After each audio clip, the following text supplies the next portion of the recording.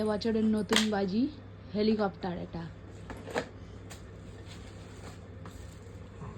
আর ওদিকে আছে ফানুস, এদিকে আছে কি চড়বড়ি। এটা কি আছে 1503টে। এটা কি গ্রিন ফুলঝুরি, রেড ফুলঝুরি, নর্মাল 3 in 1। এটা 3 in 1 রয়েছে, চড়বড় করে ফাটবে। এদিকে 200 পিস তোমার হচ্ছে রকেট আছে। এদিকে আছাড়ে বম আছে, ওগুলো আছে। এদিকে তুবড়ি আছে।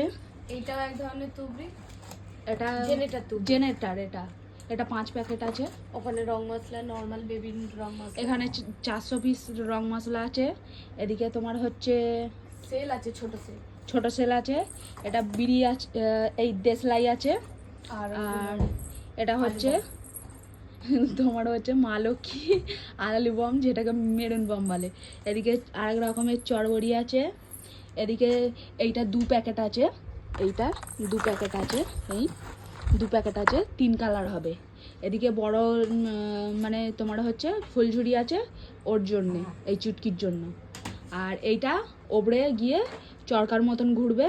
এদিকে তো চকলেট আছে, এদিকে পপ আছে, এদিকে সাববাজি আছে, ওদিকে তো ফানুস আছে। মোটামুটি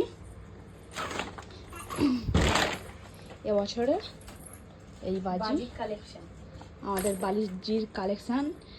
সো কালী পুজোর দিন সব এবারে ফাটানো হবে, ট্রাই করে দেখানো হবে কেরম কি হয়।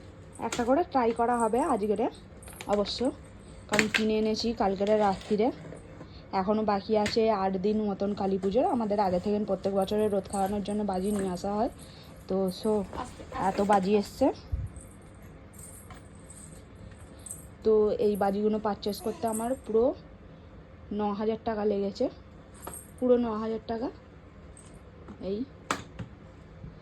কারণ বছরে একবার মা আসবে, তো হবে না কেন, পুজো উৎসব পালন করতেই হবে। টাকাটা ম্যাটার নয়, খুশিটা ম্যাটার।